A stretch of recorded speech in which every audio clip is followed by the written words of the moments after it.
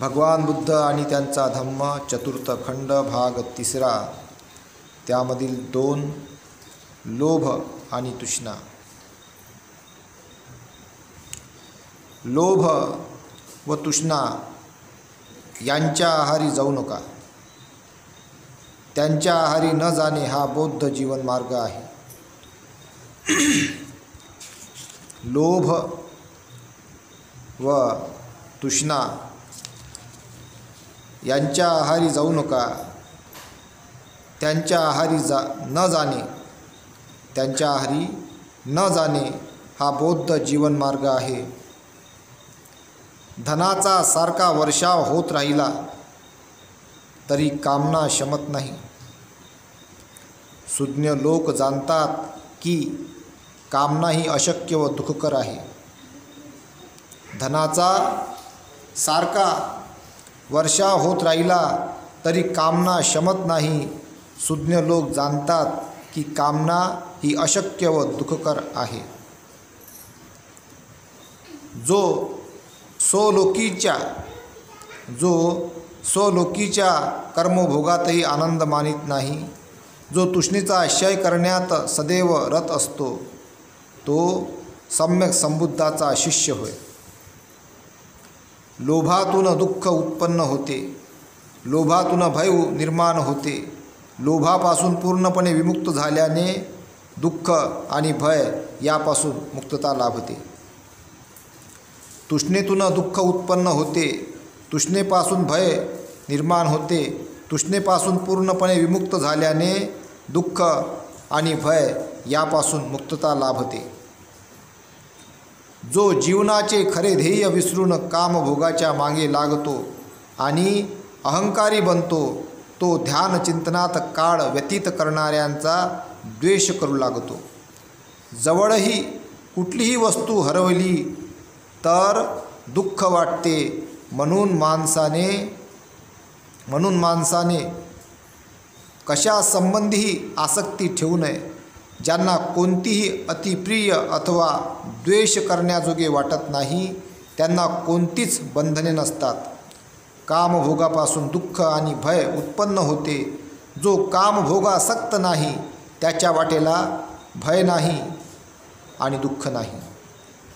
भय नाही आणि दुःख येत नाही. आसक्तीमुळे दुःख आणि भय ही उत्पन्न होतात. जो आसक्तीच्या बंधनातून मुक्त आहे त्याला दुःख नाही, भय नाही.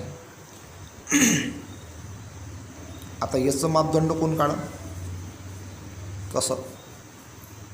याचं मापदंड फक्त एकाच ठिकाणी निघू शकते, जंगलात ध्यानाचं. दुसरीकडे नाही निघू शकत. मी त्याच्यावर माझा असा अनुमान आहे, जो जंगलात जाऊन घाबरत नाही त्याला भय गेला. त्याच्या समजा तृष्णा काहीतरी त्याच्या हे आहे, पण बिबट्या आला, वाघ आला तर मी पूर्ण नाही झालो बुद्ध, पण माझ्या मनात तिथं मला राहूशा वाटते. अवस्था आहे तशी, जे आहे ते आहे. मी असं नाही म्हणत का मी लय मोठा बाबा, पण मला तिथं राहूशा वाटते. आज गेलो मी तिकडं, कालही गेलो मी, आजही गेलो. तो माझ्या बंटीले कमजोर झाला, मला खाऊनच नाही राहिला तो. आसक्ती झाली तिला माया आली, तो झाला कमजोर. आज त्या आजीबाईने मला पोळी दिली. आज मी जाणार नव्हतो, पण मग आता पोळी दिली. आता भाकर बी दिली, पोळी बी दिली. त्याला मस्त काला तुकडे गेले मस्त, तर खाल्ली त्याला. तर आजूबाजूला विचार तू पोळी टाकत नाही का म्हटलं. पोळी टाकतो पण तो खात नाही म्हणे तो पोळी. आता माई कशी खाते त्याला. मग आज त्याला थोडंसं मग चिपोड आलता, चिपोड त्याला पुसून दिला. त्याच्या डोळ्याला असते ना असं वाढलेलं, असं पुसून दिला त्याला. मग तो लाळाला आलता. मग तो पात्र राहिला. म्हणजे मी चाललो होतो, निघालो मी. मग तो पात्र आहे असा तो. आता काय आसक्ती झाली त्याची, असं आहे. आसक्तीमुळे दुःख, त्याला आसक्ती झाली मग दुःखी झाला. भय ही उत्पन्न होतात. जो आसक्तीच्या बंधनातून मुक्त आहे त्याला दुःख नाही, भय नाही. त्याला का माहीत बिचारा धम्म. आता आहे की नाही? एखाद्या वेळी तिथं वाचा लागेल ग्रंथ त्या जंगलात. चांगलं तेव्हा बनन आपलं तिथं वाचीन मी 1 वर्ष, जेव्हा ते चांगलं बनन. कामुकतेपासून दुःख उत्पन्न होते, कामुकतेपासून भय उत्पन्न होते. जो कामुकतेच्या बंधनातून मुक्त आहे त्याला दुःख नाही, भय नाही. लोभापासून दुःख उत्पन्न होते, लोभापासून भय उत्पन्न होते. जो लोभमुक्त आहे त्याला दुःख नाही, भय नाही. जो शीलवान व प्रज्ञावान आहे तो न्यायी आणि सत्यवादी आहे. जो आपले कर्तव्य पुरे करणारा आहे अशा पुरुषावर लोक प्रेम करतात. पुष्कळ दिवस बाहेर लांब प्रवास केल्यानंतर परत घरी आलेल्या पुरुषाचे आप्त, मित्र आणि हितेशी स्वागत करतात. त्याचप्रमाणे ह्या लोकातून परलोकात गेलेल्या पुण्यात्म्याचे त्याचप्रमाणे ह्या लोकातून परलोकात गेलेल्या पुण्यात्माचे सत्यकर्म आप्तेष्टाप्रमाणे त्याचे स्वागत करते. आता कसं वाटते ऐकायला? त्याचप्रमाणे ह्या लोकातून परलोकात गेलेल्या पुण्यात्माचे सत्यकर्म आप्तेष्टाप्रमाणे त्याचे स्वागत करते. परलोकात नवळ्या लोकात आलं लक्षात? जो काशाय वस्त्र धारण करते जात नाही म्हणून म्हटलं गेलेलं आहे ते. परलोकात गेलेल्या पुण्यात्माचे सत्यकर्म आप्तेष्टाप्रमाणे त्याचे स्वागत करते. म्हणजे का हा बा पुण्यवान व्यक्ती आहे असं लोक काश्या वस्त्राला समजतात. कारण भगवंतानं त्याला गरिमा प्रदान केली आहे ना भगवान बुद्धांनी.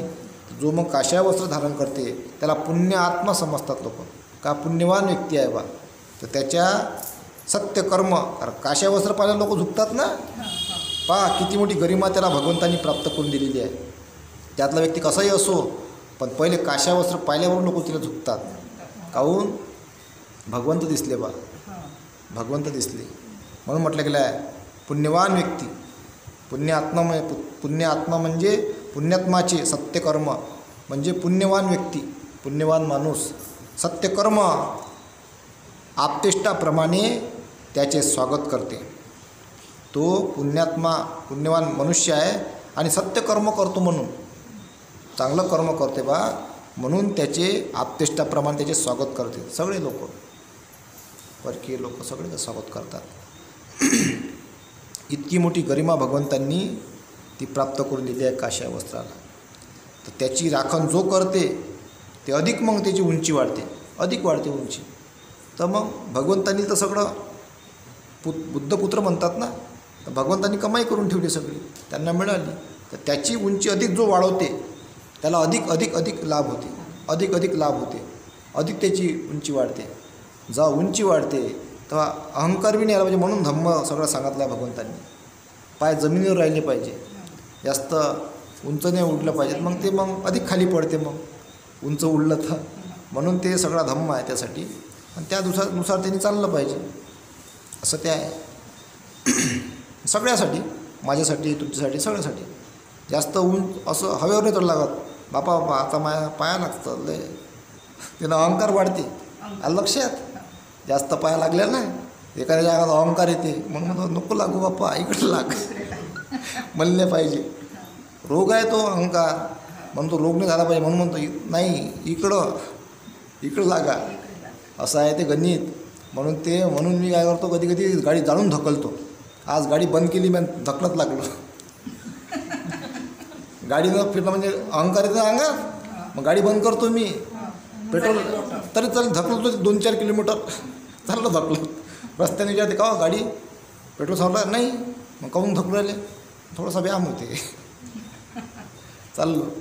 असं करावं लागतं. मग काही असं तो कोणतं असं काम करायला जे नाही म्हणजे करूशा वाटतं ते करून टाकतो, असं आहे. कधी कधी मग चपला उचलतो कोणाच्या, चपला दिसल्या म्हणजे आडव्या, अहंकार कमी झाला पाहिजे, चपलाच उचला आज, लाव लाईनने चपला, असा करत असतो मी. ते करावं लागते. मग ते सगळं आपण जे करतो ना काम, ते अहंकार कमी करायसाठी होय. असं आहे ते. घर थकला गाडी, अहंकार कमी करायसाठी. मग हे सगळं करावं लागते, तो अहंकार कमी नाही. का तो असा वरचा मी करू का हे काम? पाय तुम्ही काही शिकले सोडले पोरं, MA झाले असते, ग्रॅज्युएशन, हे काम करू का मी वावरात? अजून याच्यावर शिकलो काय? काय होय तो अहंकार. असं आहे ते. मग बाबासाहेबांना पाहा ना, फॉरेनमध्ये शिकताना ते ना ते भांडे घासले ना, आहे का नाही? दाखवते ना पिक्चरामध्ये जब्बार पटेलचे. हां, तर ते अहंकार कमी होते. हे सगळं जे परिस्थिती येते ते केलं पाहिजे माणसानं, आपल्यासाठी आहे ते. त्यानंतर आहे 3, क्लेश आणि द्वेष. कोणालाही क्लेश देऊ नका व दुसऱ्या संबंधी द्वेष भावना बाळगू नका. कोणालाही क्लेश देऊ नका व दुसऱ्या संबंधी द्वेष भावना बाळगू नका. हा बौद्ध जीवन मार्ग आहे. क्लेश नका द्या म्हणते कोणाला, कोणाला द्वेष करू नका म्हणते, बाळगू नका दुसऱ्या संबंधी. हा बौद्ध जीवन मार्ग आहे. एक एक एक समजलं पाहिजे आपल्याला. जर असं तर त्याची प्रॅक्टिस केली पाहिजे. का माझ्या अंगात बा क्लेश आहे का, माझ्या अंगात द्वेष आहे का? दुसऱ्याला पाहिजे, स्वतःच पाहायला लागते पहिले आपल्या. माझ्या अंगात क्लेश आहे का, माझ्या अंगात द्वेष आहे का? याला दूर करायचं आहे मला. कसं दूर करू? ते शोधणे, त्याची प्रॅक्टिस करणे. तेव्हा ते क्लेश दूर होते आणि द्वेष दूर होते. असं म्हटल्याने नाही होत आता मी क्लेश नाही करणार, आता मी द्वेष नाही करणार, असं म्हटलं नाही होत. असं म्हटलं नव्हते काय? त्याची प्रॅक्टिस करावं लागते. प्रॅक्टिस, धम्म त्याची प्रॅक्टिस शिकवते. त्याच्यानुसार प्रॅक्टिस करा तरच ते दूर होते. आता हे दूर करण्यासाठी सगळ्यात बेस्ट ते उपवसत आहे वगैरे, याचं पालन वगैरे ते सगळं. तर हे सगळं मग आपोआप ज्याच्याबद्दल आपल्या मनात काही असेल ना, त्याला फुलं देऊन टाका. घ्या जे बी झालं सुरू कमी होणं. द्वेष कोणाचा होत असते? एखाद्या व्यक्तीचा, आहे का नाही? तर त्याचं असं वाटलं बा होऊ राहिला, त्याला फुलं देऊन टाका. किंवा बोला त्याच्याशी, काहीतरी बोललं पाहिजे, बोलून द्यायचं किंवा फुलं द्यायचे, आहे का नाही? तर असं करायचं. त्यात अजून दुसरीच एक चांगली गोष्ट अशी आहे, द्वेष दूर करायची, त्याची निंदाच नाही करायची. आवडत जरी नसेल आपल्याला पण त्याची निंदा बी नाही करायची. नाही बोलूशा वाटत, निंदाही नाही करायची. सगळ्यात मेन चांगलं आहे. नाही पटत बा आपलं, फ्रिक्वेन्सी नाही मॅच होत, निंदा बी नाही करायची. सगळ्यात चांगला उपाय म्हणजे काय होते? काहीच नाही होत. द्वेष कमी होऊन जाते आपोआप. मग तो आपल्याबद्दल विचारते ना, का हो काय बोलले माझ्याबद्दल? तर काही नाही बापा, त्याला वाटतं अरे यार मी त्याच्याबद्दल वाईट बोलतो, तो माझ्याबद्दल काहीच नाही बोलत.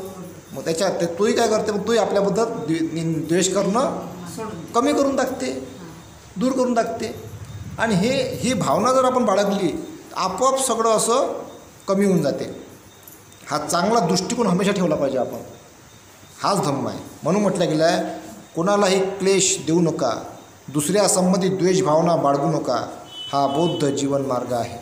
ज्याप्रमाणे तेजस्वी घोडा हा चाबकाचा फटकारा अंगावर पडण्याला संधी देत नाही, त्याप्रमाणे लोकांना आपली निंदा करण्याला लोकांना आपली निंदा करायला संधी देत नाही. असा या जगात दोषरहित पुरुष कोण आहे? प्रश्न केलेला आहे. कोण आहे का कोणी? प्रश्न केला इथं. ज्याप्रमाणे तेजस्वी घोडा हा चाबकाचा फटकारा अंगावर पडण्याला संधी देत नाही, त्याप्रमाणे लोकांना आपली निंदा करायला संधी देत नाही. असा या जगात दोषरहित पुरुष कोण आहे? प्रश्न आहे. तुम्ही कितीही चांगलं काम करा, दोष तर लागतेच. कोण आहे म्हणजे दोषरहित पुरुष? हा प्रश्न केला इथं. असं तो चमत्कार झाला समजून घ्या. काय झाला? चमत्कार. याच्यावर दोषच लागत नाही बा, दोषरहित आहे तो. लय मोठा गोष्ट झाली ते.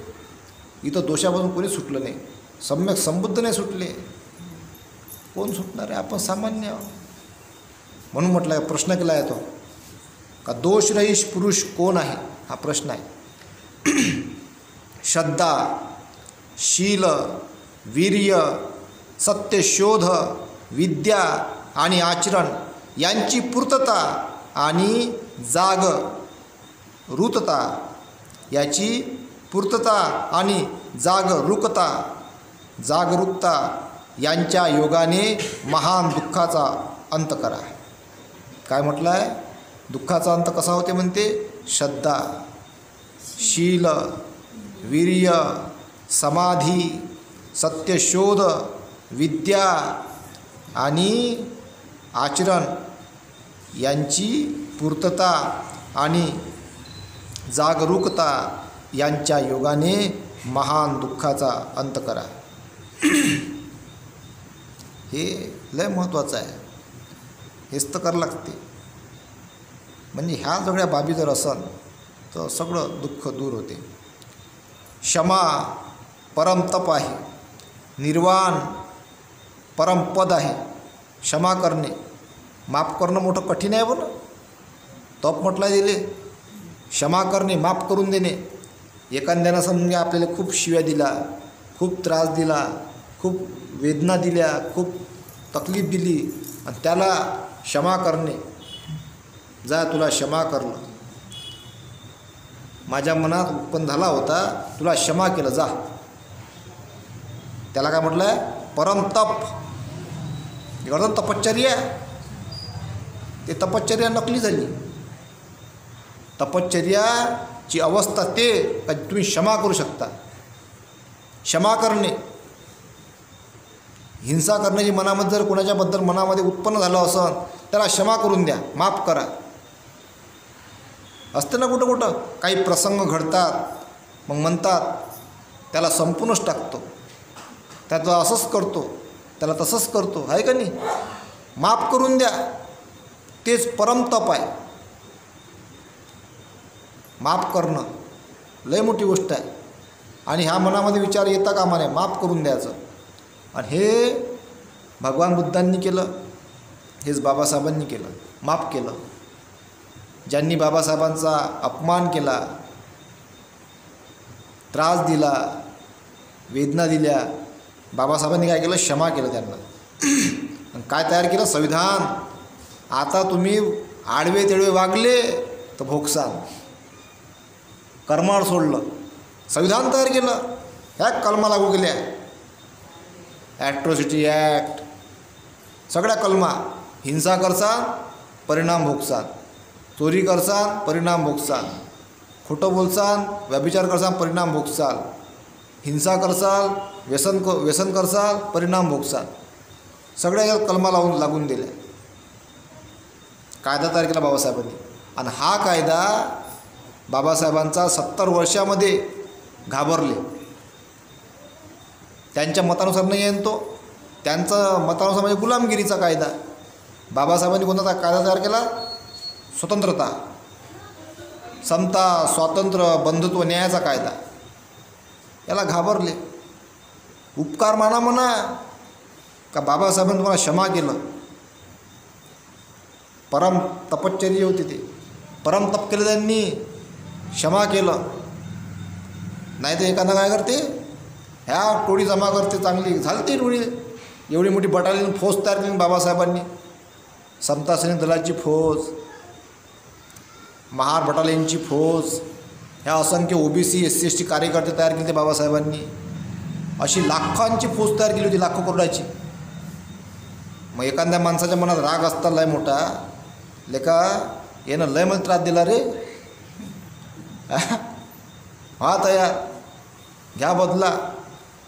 पण बाबासाहेबांचं मन किती मोठं आहे. यांनी उपकार मानले पाहिजे बाबासाहेबांचे अनंत.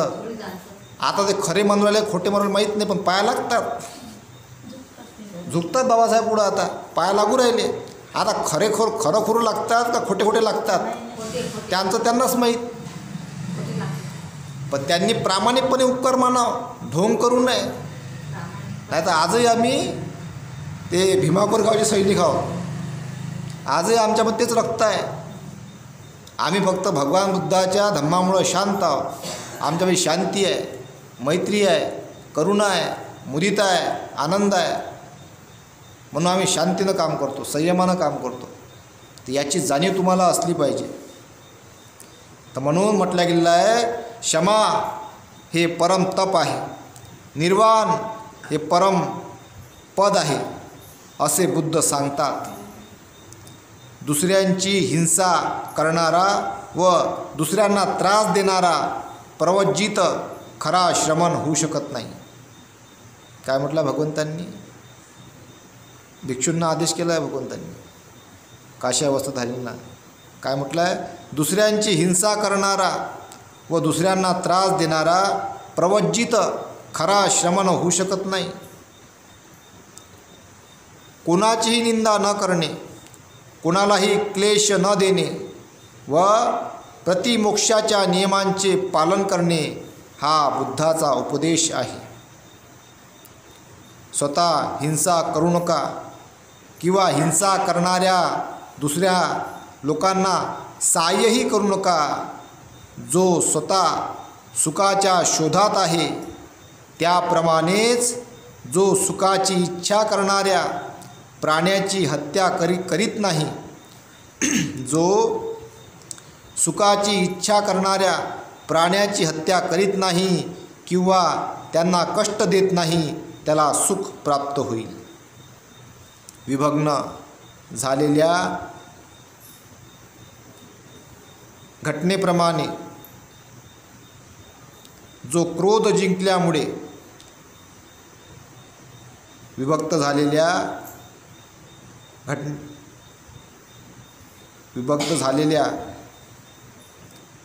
घटनेप्रमाणे जो क्रोध जिंकल्यामुळे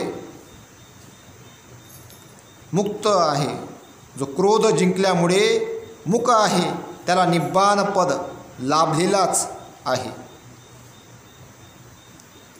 त्याला निब्बाण पद लाभलेलेच आहे. विभग्न झालेल्या घटनेप्रमाणे जो क्रोध जिंकल्यामुळे मुक आहे त्याला निब्बाण पद लाभलेलेच आहे. जो निष्पाप निरुपद्रवी माणसाला कष्ट देतो त्याला लवकरच कष्ट करण्याची पाळी येते. काय म्हटलं गेलेलं आहे?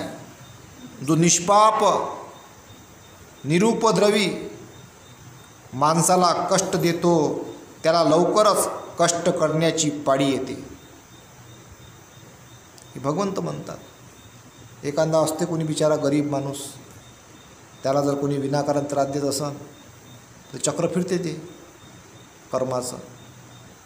तिथं गेला इकडं ह्या काही गोळ्या ह्या भुगते, त्याला माहिती नाही पडत कसं आलं बापा हे. तिथं तसंच आहे ते.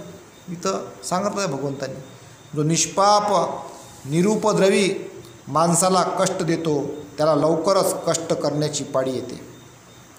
जो क्षमारूप वस्त्र परिधान केल्यामुळे स्तब्ध, शांत, संयम आणि शुद्धाचारी आहे, जो दुसऱ्यांचे दोष काढत बसत नाही, तो खरोखर श्रमण अथवा भिक्खू होय. चाबकाचा फटकाराही अंगाला लागू नये. पहिले महत्त्वाची लाईन सांगितली भगवंतांनी. जो क्षमारूप वस्त्र परिधान केल्यामुळे स्तब्ध, शांत, संयत आणि संयत म्हणजे संयमी, संयत आणि शुद्धाचारी आहे, जो दुसऱ्याचे दोष काढत बसत नाही. वस्त्र धारल्याले याचं पालन करावं लागते. दुसऱ्याचे दोष काढत बसत नाही, तो खरोखर श्रमण अथवा भिक्खू होय. काय काढत बसता? आपलं पा स्वतः अनुभवा, आहे का नाही? स्वतः तुम्ही असे तुम्ही तसे असं काय करत बसायच्यात? काही फायदा नाही. फक्त जातक करा सांगा लागते. जातक कथेच्या माध्यमातून सांगा. डायरेक्ट सांगायला तर राग येते बापा, मन दुखते, त्रास होते, आहे का नाही? डायरेक्ट नाही सांगा लागत. जातक कथेच्या रूपात सांगा लागते, उदाहरणं देऊन. ज्याला ज्या घ्यायचं ते घेत बसते. मग असं आहे ते, तसं सांगायचं. चाबकाचा फटकाराही अंगाला लागू नये. चाबकाचा फटकाराही अंगाला लागू नये याची जसा तेजस्वी घोडा काळजी घेतो, चाबकाचा फटकाराही अंगाला लागू नये याची जसा तेजस्वी घोडा काळजी घेतो, त्याप्रमाणे या जगात आपल्याला दुसऱ्याचा शब्द लागू नये म्हणून आपल्या आचरणाचा लज्जेने संयम करणारा असा या जगात एकतरी मनुष्य आहे काय? प्रश्न केलेला आहे. आपल्या आचरणाचा लज्जेने संयम करणारा असा या जगात एकतरी मनुष्य आहे काय? म्हणजे या जगाला आपल्याला दुसऱ्याचा शब्द लागू नये म्हणून आपल्या आचरणाचा लज्जेने संयम करणारा असा या जगात एकतरी मनुष्य आहे काय? दुसरा शब्द लागलाच नाही पाहिजे असं आहे का कोणी जगात? लागतेच काही ना काही, आहे का नाही? त्याला मग ते सहन करावं लागते. जर माणसाने निरुपद्रवी, शुद्धाचरणी आणि निष्पाप मनुष्याला उपद्रव केला तर ज्याप्रमाणे वाऱ्यावर फेकलेली धूळ फेकणाऱ्यावरच येऊन पडते, त्याप्रमाणेच त्या माणसाला त्या उपद्रवाचा दुष्परिणाम भोगावा लागतो. असंच आहे. जर माणसाने निरुपद्रवी, शुद्धाचरणी आणि निष्पाप मनुष्याला उपद्रव केला तर ज्याप्रमाणे वाऱ्यावर फेकलेली धूळ फेकणाऱ्यावरच येऊन पडते, त्याप्रमाणेच त्या माणसाला त्या उपद्रवाचा दुष्परिणाम भोगावा लागतो. आता कसा भोगावा लागतो सांगतो. ते म्हणतो ना आपण दृश्य अदृश्य, तर मग हे अदृश्य रूपात भोगावं लागते. डायरेक्ट थोडं दिसणारं त्याचं आलं. एखाद्याला काहीतरी मग निरुपद्रवी माणसाला काहीतरी हे दिला बा, तर म्हणून कुशल कर्म करत राहा, म्हणून कुशल कर्म करत राहा, कुशल कार्य करत राहा, हेच उत्तम मंगल आहे. त्याचं उत्तर एकच आहे, कुशल कार्य करत राहा. हां, सातत्य करत राहिलं पाहिजे. उपद्रवाचा दुष्परिणाम भोगावा लागतो. पुढे 4 क्रोध आणि वैर. मनात क्रोध भावना ठेवू नका. मनात क्रोध भावना ठेवू नका. वैरभाव विसरा व आपल्या शत्रूलाही प्रेमाने जिंका. हा बौद्ध जीवन मार्ग आहे. मनात क्रोध भावना ठेवू नका. वैरभाव विसरा व आपल्या शत्रूलाही प्रेमाने जिंका. हा बौद्ध जीवन मार्ग आहे. क्रोधाग्नी शमन करा. क्रोधाग्नी शमन करा.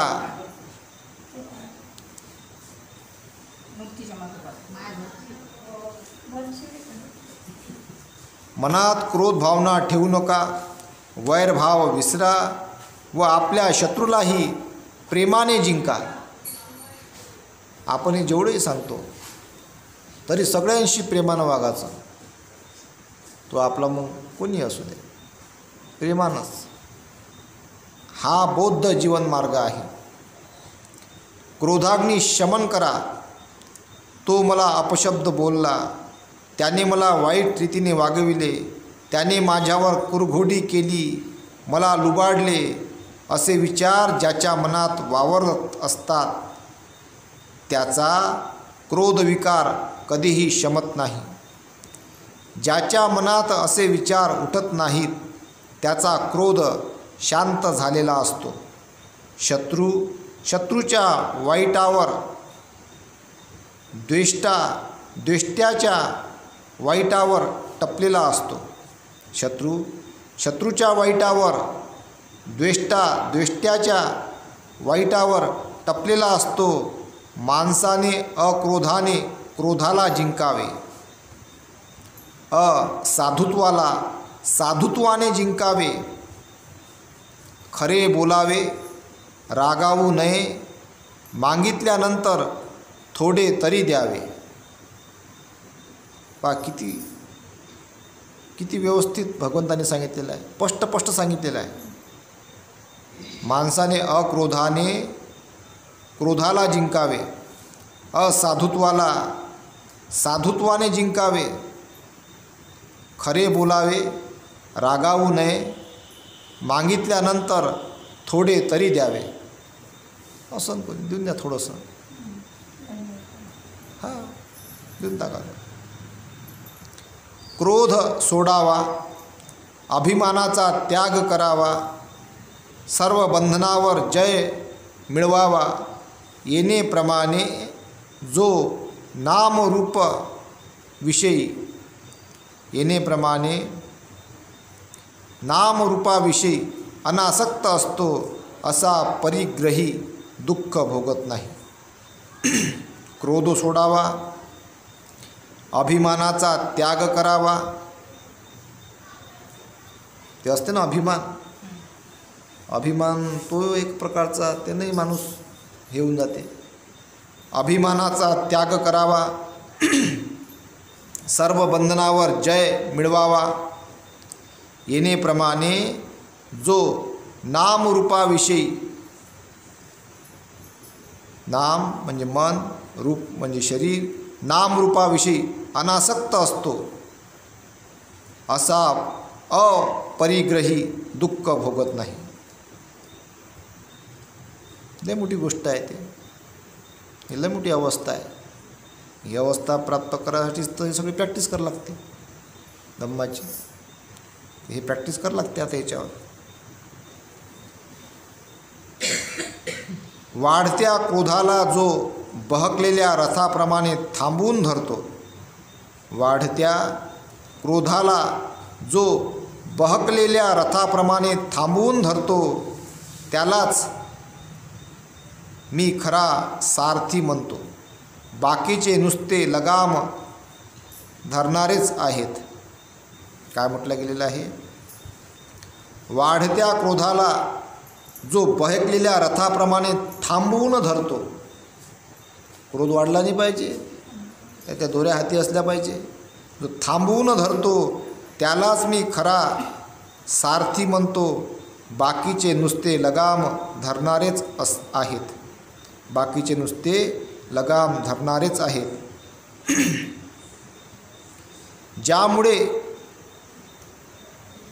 ज्यामुळे वैर वाढते, ज्यामुळे वैर वाढते, पराजित मनुष्य दुःखात मग्न होऊन बसतो. पराजित मनुष्य दुःखात मग्न होऊन बसतो. परंतु ज्याने जया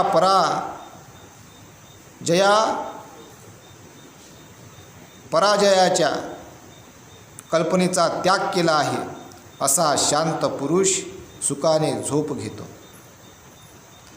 ज्यामुळे वैर वाढते, पराजित मनुष्य दुःखात मग्न होऊन बसतो. परंतु ज्याने जय पराजयाच्या कल्पनेचा त्याग केला आहे, असा शांत पुरुष सुखाने झोप घेतो. काही विजेता असते ना, कॉम्पिटिशन, हारला तर दुःख होते, जिंकला तर आनंद होते. त्याच्यामध्ये म्हणते त्याला त्याग केला पाहिजे. हारलो तरी ठीक, जिंकलो तरी ठीक, अशी अवस्था प्राप्त करणे, तरच त्याला काय होते, शांत सुखाने झोप लागते. शांत पुरुष सुखाने झोप घेतो, तर ती अवस्था प्राप्त करणे. कामाग्नीसारखा अग्नी नाही आणि द्वेषासारखे दुर्दैव नाही. उपादान स्कंधासारखे दुःख नाही, निर्वाणापेक्षा मोठे सुख नाही. वैराने वैर कधीही शांत होत नाही, अवैरानेच ते शांत होते. हा सनातन धर्म आहे. सनातन धर्म म्हटलं गेला भगवंताच्या धम्माला. नाही वेरेन वेरानी संमंती ध कुदाचन, अवेरेनच संमंती एस धम्मो सनातनो. वैराने वैर कधीही शांत होत नाही, अवैरानेच ते शांत होते. हा सनातन धर्म आहे. भगवान बुद्धाचा धम्म हाच सनातन धम्म आहे. याला सनातन धर्म म्हणतात. हेच तर लोकांना समजलं पाहिजे. नावं बदलत राहते, यांचे धर्माचे नावं बदलत राहते. पहिले आर्य, मग वैदिक, मग अधिक काही. आता सनातन हाही शब्द घेतला चोरून. एस धम्मो सनातनो हा भगवान बुद्धाचा धर्म आहे. सनातन धर्म हा भगवान बुद्धाचा धर्म आहे. हे सांगायची पण यांनी हिंमत केली पाहिजे का सनातन धर्म बा कोणाचा आहे. सनातन धर्म भगवान बुद्धाचा आहे. मग सनातन धर्माला तुम्ही मानता तर सनातन धर्माचं पालन का करत नाही. पंचशील घ्या लागते, अष्टशील घ्या लागते, उपवासात पडावं लागते, भगवान बुद्धाला वंदन करावं लागते, त्यांचं ऐका लागते. हेच सगळं आहे. 22 प्रतिज्ञा स्वीकार करावं लागते, त्याचं पालन करावं लागते. हाच सनातन धर्म आहे.